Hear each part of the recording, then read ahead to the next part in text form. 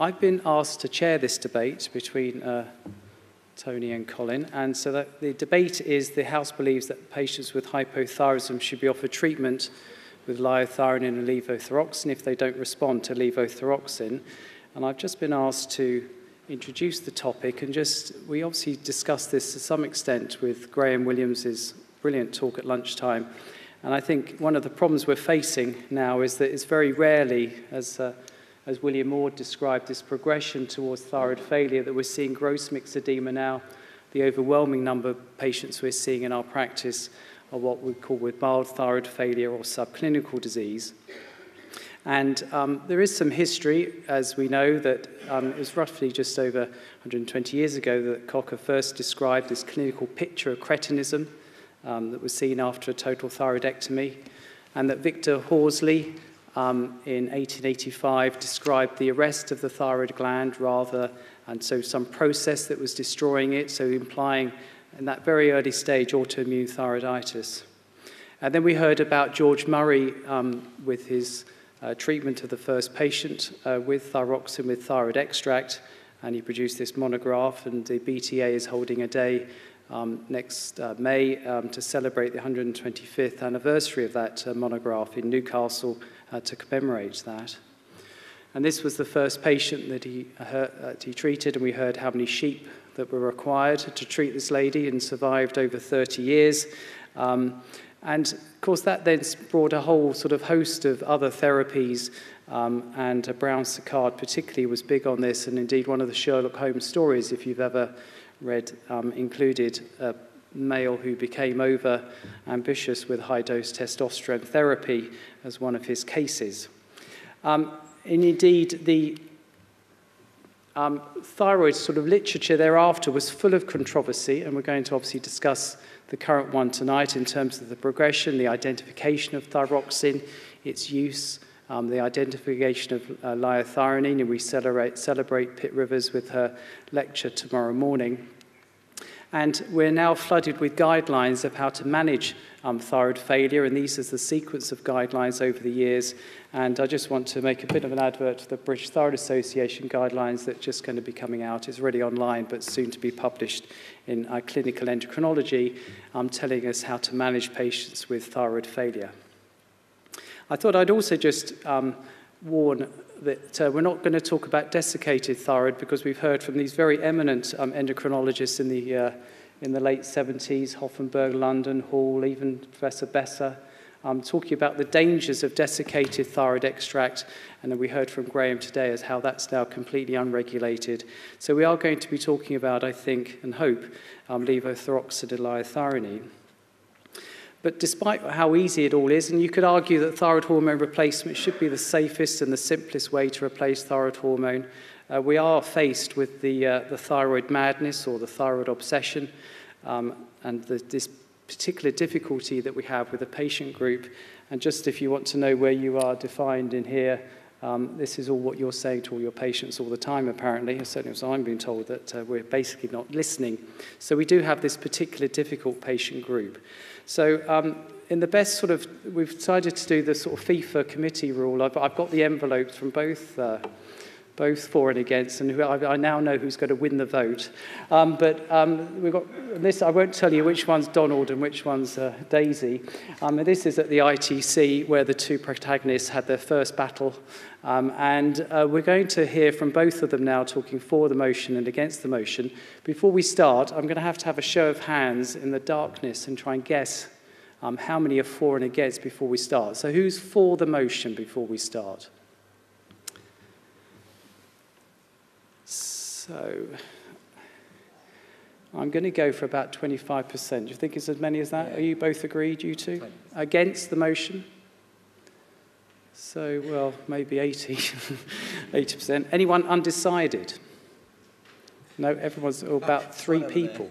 Miles Levy is the only person undecided from Leicester, but he is an Arsenal supporter. And we're now going to move on to Colin, who's Professor of Endocrinology in Wales, and he's going to argue why we should be supporting this motion. So over to you, Colin.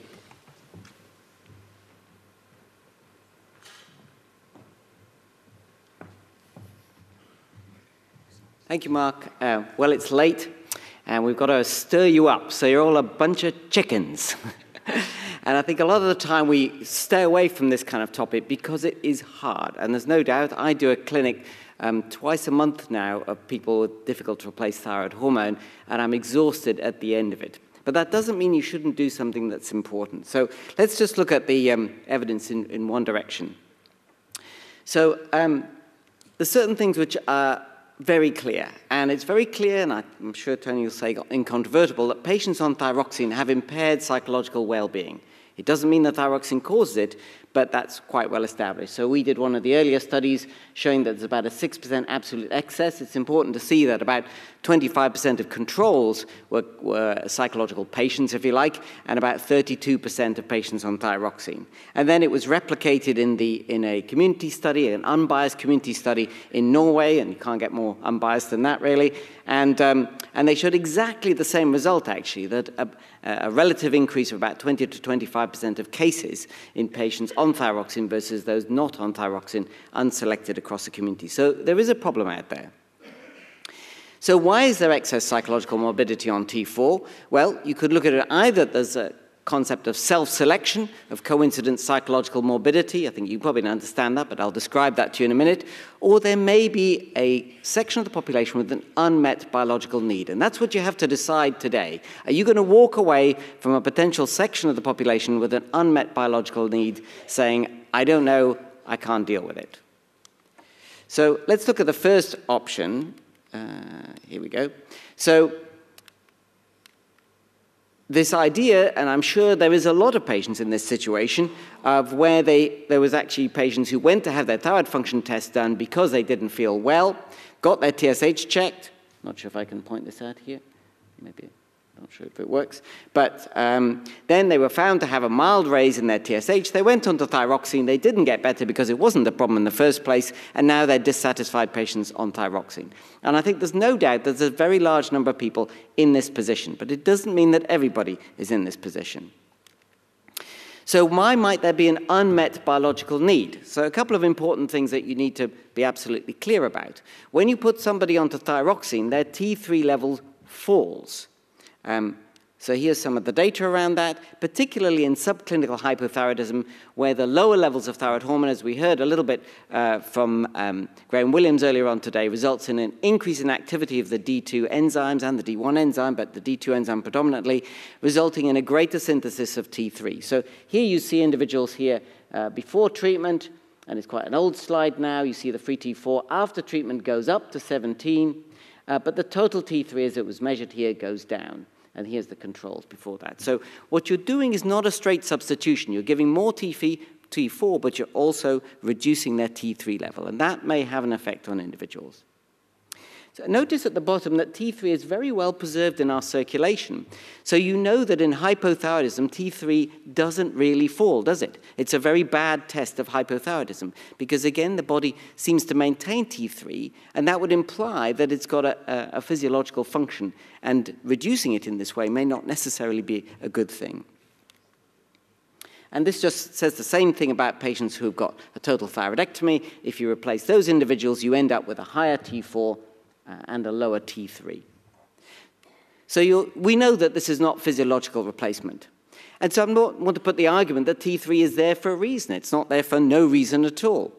So you can ask the question of why we have two hormones in the first place. And I think the idea is that it allows every tissue to select what they want. I think this is almost, we're realizing it's closer to the IGF-1 position than a classic pituitary regulated system. So the idea here is that you have T4, and all the tissues can take what they want out of it in terms of selection. So there's a huge variation in activity of the deiodinase enzymes between different tissues and over time, as I'm about to show you. So there's a fifth of the circulating hormone is T3. What is it doing there specifically? And the suggestion is probably that it's particularly there for the brain to maintain T3 supply to the brain.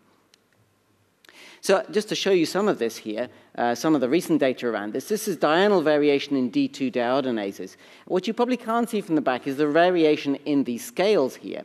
So here's the hypothalamus going from 0.02 to 0.08 here. The pituitary has an enormous amount of D2 activity. That means it's sucking in the thyroxine and converting it into D3. Not so much happening in the hypothalamus, and the intermediary amount in the cortex. And look at what happens in the pineal gland, that during the nighttime hours, suddenly you activate the D2 and take in your T4 into T3. So there's a huge amount of activity happening that you can't see around it. And underlying that, the presence of T3 is likely to be important. And again, it varies enormously in the situations of illness. So between chronic sepsis, between chronic inflammation and sepsis, you see huge variations in the amount of activity of the D2, in this case, in muscle. And in children, it's interesting to note that children have higher levels of T3. They have, this is T4 in children at the bottom, completely within the adult normal range. But the T3 in children, about 20% of children have a high level of T3. Is that for no reason at all? And increasingly, we're beginning to realize that because gradually, here's at age 15, and the number with high levels of T3 or higher than the adult reference range is reducing, and eventually it comes back into the appropriate range. And what seems to happen is that the T3 here is positively associated with fat mass and body mass index, whereas T4 is the relationship you would expect, which is negatively associated. You'd think that more thyroxine, you'd get slimmer. So it's actually looking increasingly that T3 here is probably signaling about your nutritional status, and it's probably one of those hormones that indicates your readiness for puberty, for example. So there's a lot of signaling going on that we don't necessarily appreciate or recognize, and it's becoming much clearer as time goes by. So let's come to the crux of the matter is, the idea is, okay, so there must be some function with T3. Clearly you affect it when you give T4, but most people don't benefit from T3 will be the argument, and this is our own study showing that actually everybody benefited from T3 and T4 because they all improved, but it was predominantly a placebo effect, and after a year you couldn't tell a difference between the two groups. And in the meta-analyses, some of which were shown this morning by Graham, you couldn't see any difference in general. So there's no doubt that most people, you can't necessarily tell a difference. The question is there a subgroup out of there, in there that has an unmet need? And one of the important things to realize is, as I mentioned, is if you look at the people on thyroxine, and this is 53,000 people on thyroxine, there's less than 20% of them actually had a TSH above 10 at the beginning. So one of the reasons that you see very little effect, I think, in changing people's T4 and T3 is that many people didn't have much hypothyroidism at the beginning. But if you look at a study here, this is a trial that was done more recently than many of the meta-analyses. And here, this is Beate Nygaard's study, and they actually had proper real McCoy hypothyroidism. So here's the TSH at diagnosis, 43 versus 82. So in fact, it did actually match, but it's I should have used medians here, but these people were profoundly hypothyroid at diagnosis. And in this particular study, when they replaced them with a combination of T4 and T3, the SF36 was significantly different between the two groups. And there was actually a difference in here in SHBG, so you were seeing a peripheral thyroid hormone action as well. So there are studies in which there is difference. The question is whether we can find the group that actually benefits most. Certainly, all I can say is the patients that we have on T3 don't want to give it up, so I can't say that they're not benefiting from it. There is an important group who do admit after a while that they're not benefiting it, and it's very important to stop those people exposing themselves to increased risk. I'm not going to talk about risk today, because that's not the subject. And of course, many of you will know we did some earlier work here looking at genotypes here, suggesting that people with, and again, Graham Williams talked about this, the polymorphism in D2, and that the homozygous genotype here, the ALA-ALA genotype, they had a worse quality of life than the TT genotype. And there's no way they could have known what their genotype was. So it's important to recognize that this data, if you like, was blinded to the individuals in terms of their scoring of their psychological well-being. And what we did find is that those people in the ALA-ALA genotype benefited more, both in terms of their response in terms of the questionnaires and also in terms of their satisfaction. I would agree that this data needs replicating, that's very important, but you can't just brush it away and say there isn't any possibility of a subgroup where there would be benefit. There's been much discussion, Graham touched on this morning, what is the mechanism of action, and although the polymorphism, which is present in this homozygous form in 13% of the Caucasian population, although it is in the coding sequence, it doesn't seem to have an effect directly on the enzyme. But what is beginning to emerge in some of the newer data, particularly from Tony Bianco's lab, is it's to do with how the D2 modulates in the presence of T4. So that autoregulation is probably going to be affected. And it may be that it's present in the population to deal with things like sepsis and to deal with non-thyroidal illness, and that's why it's been preserved. So there certainly are a population potentially at risk there. And we've looked at IQ in children here, and you see that people with a combination of low thyroid hormone and the combination as it's described here, low thyroid hormone and the polymorphism have odds ratio of low IQ that is quite a bit higher than if you only have just low thyroid hormone or just the polymorphism, suggesting that the two come together. So is there a precedent for endocrine replacement for psychological well-being? Do we ever do this? Do you do this? Of course you do. We've got nice guidance that growth hormone is used in replacement in adults. So although the only outcome we've got there is a quality of life measure, it's been accepted that that is an acceptable thing, pending the fact that we don't know what the long-term effects are going to be, and we need long-term outcome data. And maybe that we're going to be in this situation with cortisol replacement and pulsatile cortisol replacement at some point in time in the future. So it's important not to be too arrogant about how we know exactly how to replace all our hormones. Now, what are the risks of not offering patients T4 and T3? And you'll all see this. This is the great thyroid scandal described here. And there is now a very high risk of unregulated use of T3. So you can access desiccated thyroid hormone that Mark referred to, and also T3 from the internet. It's quite expensive.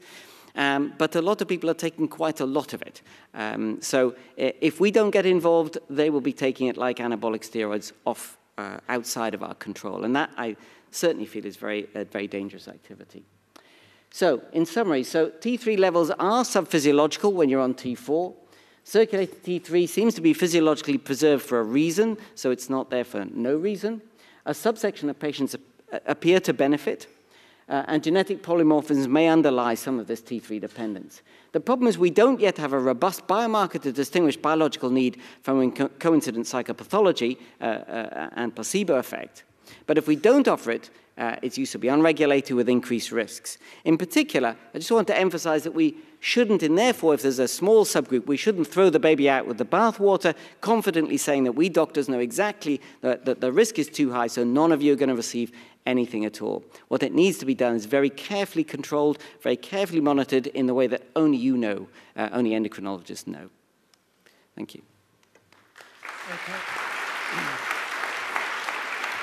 Okay, just any questions of fact for Colin before he leaves the podium? Is everyone quite happy with any questions of fact? If not, I'll invite Tony Weetman to oppose the motion.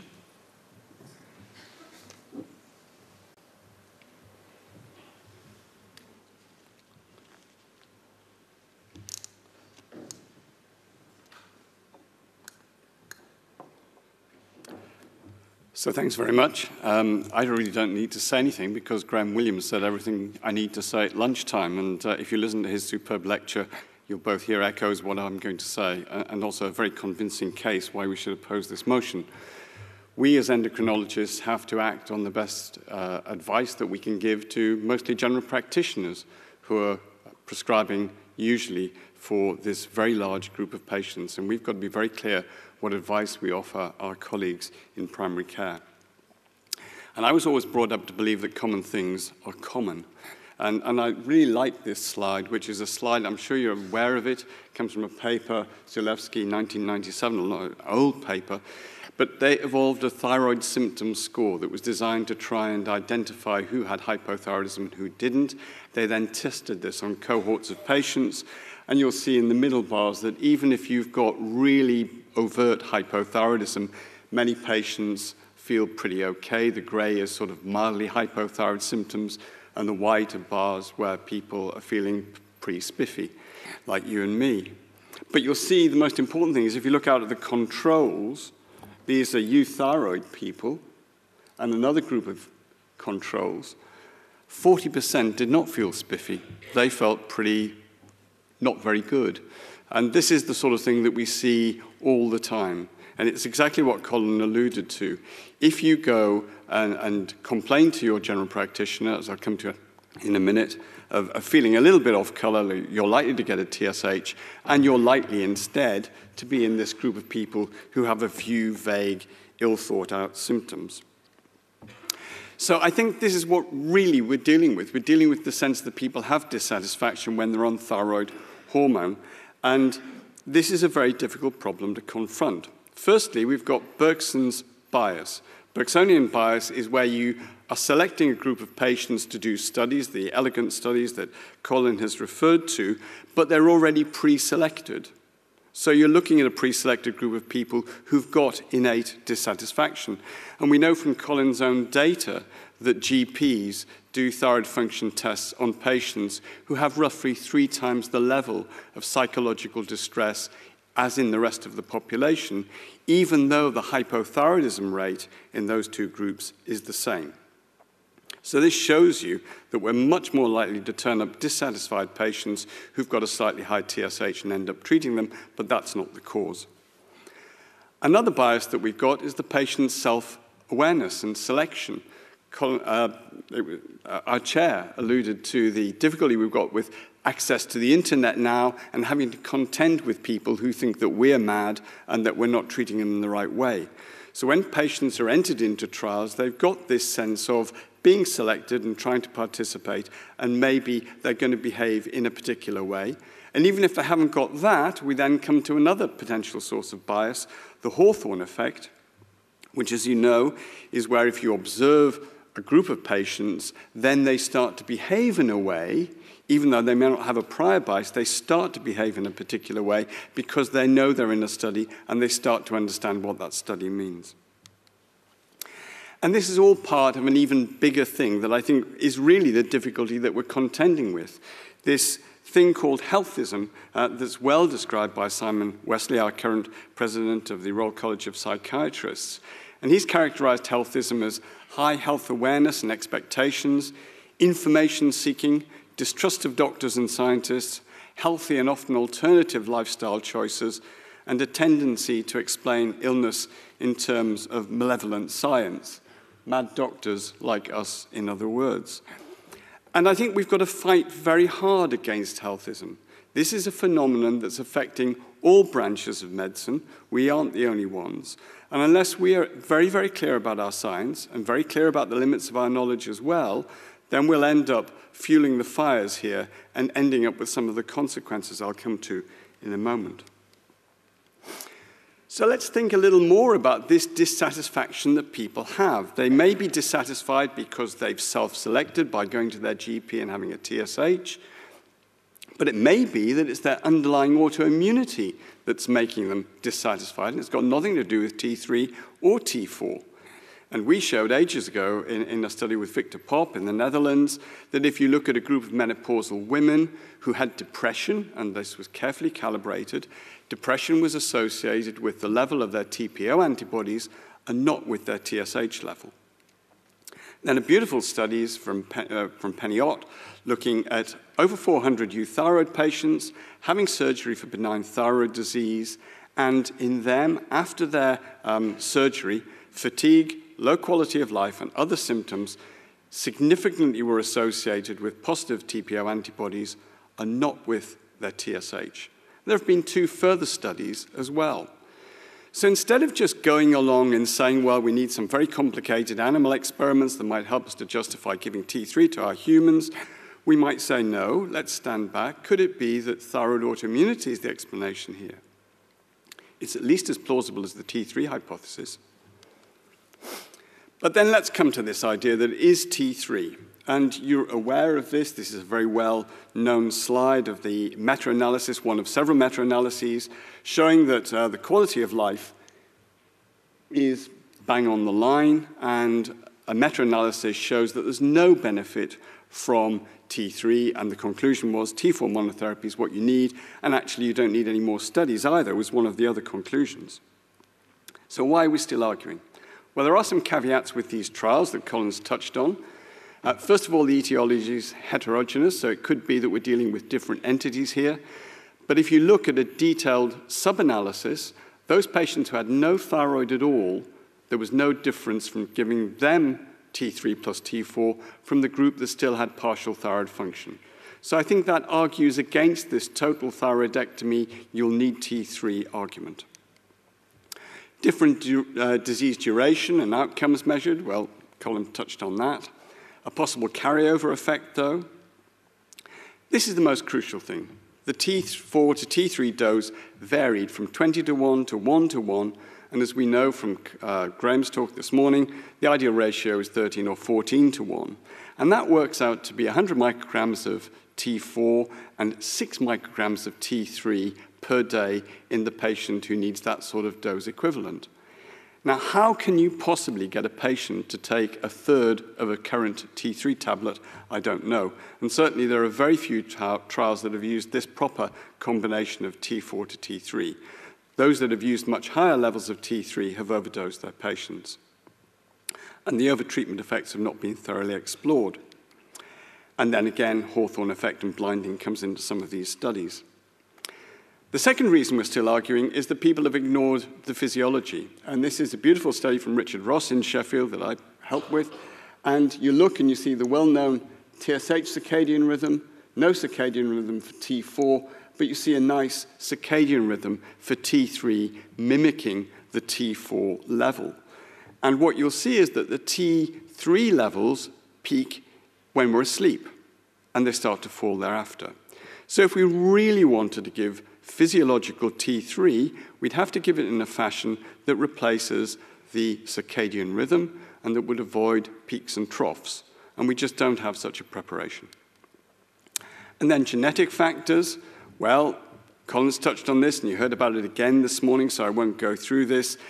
But the difference really, even if you looked at that selected group, was fairly small, and the difference was disappearing with time. The improvement was better at 3 months and then disappeared by 12 months. The gene remained constant, so that seems a bit suspicious to me. There was no impact on circulating thyroid hormone levels. In the words of the study, the replication of this result, including prospective studies, are required before changes in routine practice can be recommended. That's lifted from the paper. So the paper says don't rely on this to change routine practice. There's no correlation for multiple testing. In the words of the study, this was underpowered. You heard from Graham this morning, many association studies have been done with this SNP, so you can take or pick any one that you want, but actually, if you just chose another one, you could say the same SNP determines the need for higher doses of T4 to suppress the TSH in thyroid cancer patients. So why not just try giving these people more T4? So are there any harmful side effects? Well, there are actually, and this is why we need to be resolute. This is why we need to be firm and base our evidence, base our conclusions on the evidence that we have. In the Netherlands, there's been a 60% increase in T3 prescription between 2005 to 2012. That's far more than the few patients, 5–10%, that feel dissatisfied.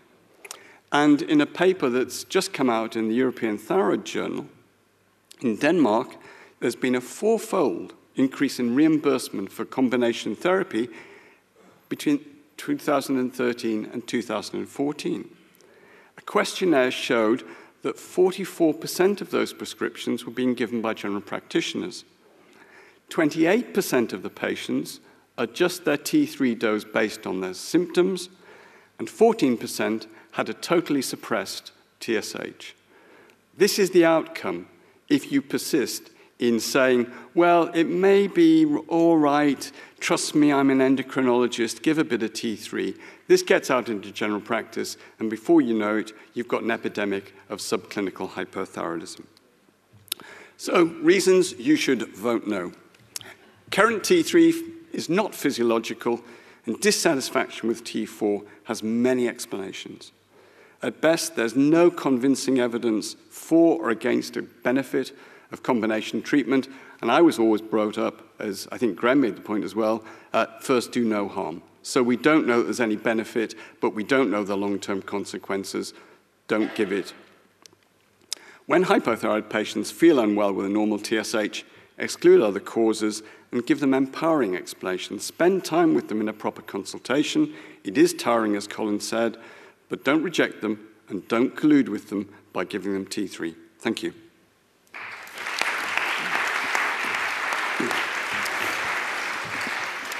So again, before Tony sits down, any questions of fact for Tony? No? Okay, I'll invite him to the table. I've been told there's 5 minutes where they're supposed to talk to each other on this piece of paper, but I will move on to the audience participation. So have we got any questions from the audience for either Colin or Tony to make any contributions? Everyone sounds as if they're completely made their minds up. Shall we pick? Colin, do you want to come back? We'll pick it up? Yeah. So thank you very much. I think there's a lot of meeting in the middle here. I think it's very clear that this is not routine practice. This should not be recommended for all patients on thyroxine. And the motion doesn't suggest that everybody who's happy on thyroxine should be told to convert onto T3. These are people who feel very strongly that they should go on to T3, and we spend a lot of time talking about the risks. What's important is for you to decide, are you certain beyond any reasonable doubt that there is nobody who would benefit from T3? If you can say that in your heart of hearts, then you would never prescribe it. So I think that's important for Tony to answer. Is he absolutely convinced that there would not be anybody who would particularly benefit from T3 rather than the combination of the two together? And the other part of the story is we've heard a lot of first do no harm.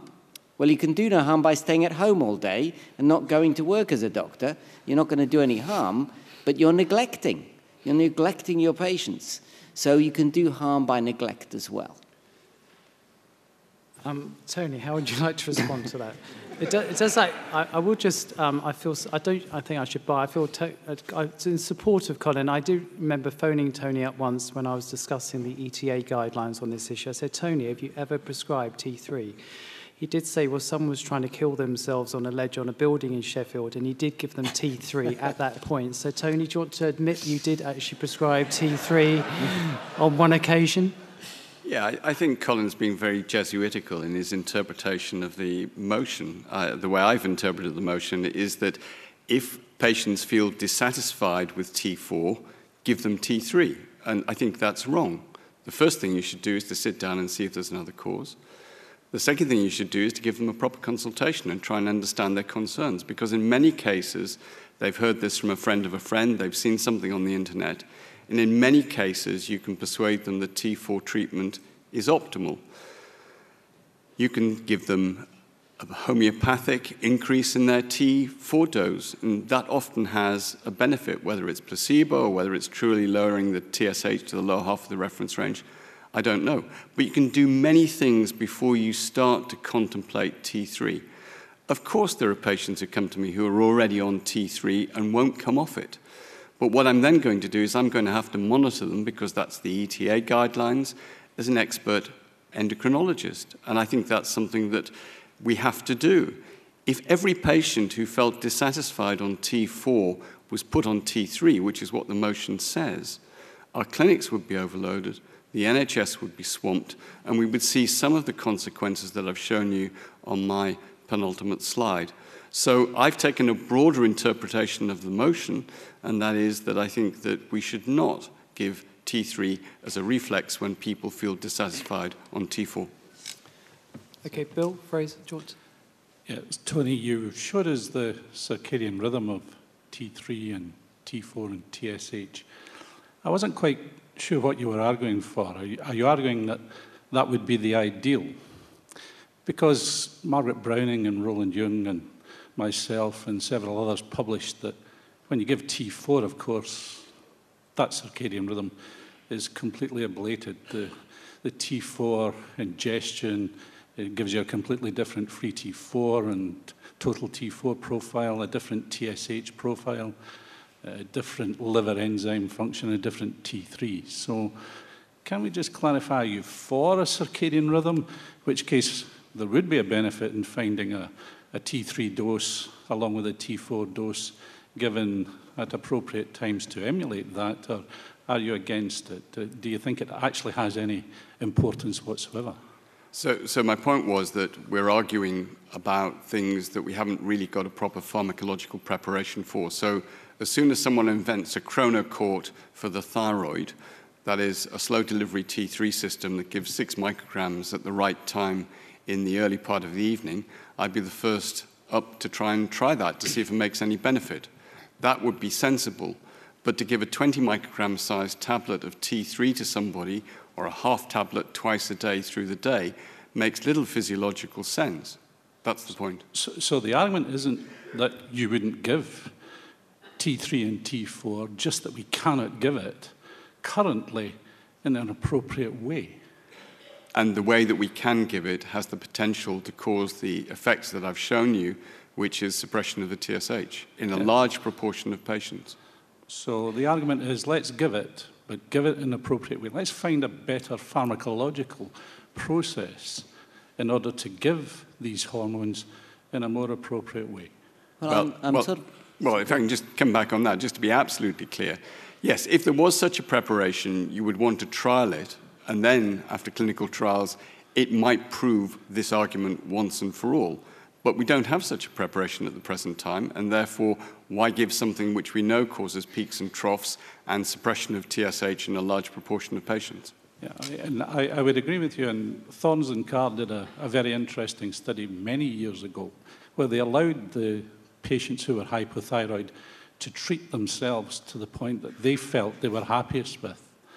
And all those patients on thyroxine titrated themselves almost thyrotoxic. They liked being thyrotoxic, in fact. But I'm with you on a physiological preparation that would restore the rhythms more normally. Ashley, did you want a quick? Just a brief one. I find it interesting that Tony thinks that Colin's being Jesuitical. I suspect their conditions are not actually that far apart. I just wonder if Colin very briefly can tell us what he does in these 2 clinics a month when he has these terrible patients. Does he treat them all with T4 and T3? No, of course I don't. So you're actually saying the same as Tony. No, I do it. You go through the history, you talk to them, I do exactly what Tony says and more, and I spend a long time working out what's going on with them. And that's what I'm trying to do, is reduce it to the people, the subsection of individuals where I have no other option here, or that there's no other options. And then what I do, which is interesting in terms of the previous discussion, is I offer them a trial of T3. And it is a trial. And I say, look, my job is here to tell you when you're taking too much, to tell you what your risk is, and to encourage you in the end to decide whether you want to stay on it. So absolutely not. If people don't benefit, and Tony would say it's unphysiological, but it's a bit extra, it definitely is a bit extra. If they don't benefit from that, absolutely don't do it. But there are some people who say their lives are transformed in that situation. Well, I think running those clinics, you're more a saint than a Jesuit. and Colin, the dose that you use, just to clarify, the T3, just... So waiting for this Nirvana preparation, as you know, the problem is that the industry is not going to produce this if we don't prescribe it. So it's going around in a circle. They don't want to put the effort into making this preparation if everyone's going to say they would never use it. So I end up using T3 in a 10 microgram replacement for 50 micrograms of T4, which is how we started off in the original study. That's probably shortchanging them to some degree, but it's usually the way we'll begin. I mean, as Tony said, I begin by increasing their thyroxine dose and have higher doses of thyroxine before I would consider T3, and every visit is an argument to reduce their dose. So I've got 3 final quick questions. Graham, please, first. I was just going to say, we wouldn't dream of having patients on thyroxine with a suppressed TSH. So if they're on this is really for Tony, I suppose, if they're on T3, and it may be more difficult to ensure they don't have a suppressed TSH, but if we're monitoring them to make sure that they don't have a suppressed TSH, and hopefully perhaps even a normal or reference range T4 and T3, would you be more comfortable with them being on a combination of T4 and T3? So combination therapy, but ensuring normal TSH. If somebody else wants to prescribe that, I'm very happy to oversee it, because the patients by that stage are already so committed, they're never going to be dissuaded from what they're on. You know, I'm a realist if somebody else is prescribing it, but I wouldn't initially start it. I think I've made my position clear. I wouldn't use it as my first-line treatment in someone who felt unhappy on T4. So Krish, chat. Just a point about formulations. Again, leaving aside the merits of whether one should do it or not, liothyronine is free and it comes as a 20 microgram tablet. But of course, there is a preparation out there called Cytomel, which comes as a 5 mcg tablet. And that can be split into 2.5 3 times a day, which doesn't necessarily give you the nocturnal peak, but it gives you nice flat levels through the day. Difficulty is that stuff is about 10 times more expensive than liothyronine. So again, I think Bill Fraser's point is very well made. I think if we had something that came closer to giving us a combined modality, we might try it, indeed, after clinical trials. But Okay, I think that's one of the things that's putting us on. So I think we're agreed. Final word then to John Moss from the audience. You might have discussed this morning, and I'm sorry I was somewhere else this morning, but what is the view of Tony and Colin of a suppressed but not completely suppressed? So a TSH below the lower limit of normal but not completely suppressed, because huge numbers of patients, much more than 14%, have that in treated hypothyroidism. Just a quick word or two on that. You might have covered it this morning, and if you did, I'm sorry, No. but I wasn't there. So I think there's, pretty certainly, there's a continuum. I'm looking at Graham Lees to some degree here, but I think there's pretty much a continuum of risk right across the reference range, and as you get into lower levels of TSH. Of course, it's greater the more suppressed your TSH is. So you want to try and keep it in that range, but it's not a very good marker of T3 replacement, because the feedback between T3 and TSH isn't as powerful as it is with T4. So I agree. I want my patients to have a very normal TSH. I'll feel much happier. But the reason I say that is that epidemiologically, with subclinical hyperthyroidism, the only patients who have real increased risk of atrial fibrillation and so on are those with a suppressed TSH. Is that? Well, no, I think completely suppressed TSH. Well, it increases your risk, but I think there is a continuum, as Colin said. And I think the other thing that we've just got to keep coming back to with T3, which is the sort of doses that I normally see people being put on elsewhere, are seriously high, 10, 20 micrograms, and that causes inevitable peaks, very high peaks of T3 for a good proportion of the daylight hours. And we don't know what the long-term consequences of those are. Okay, well, it's Steve. It's better be good.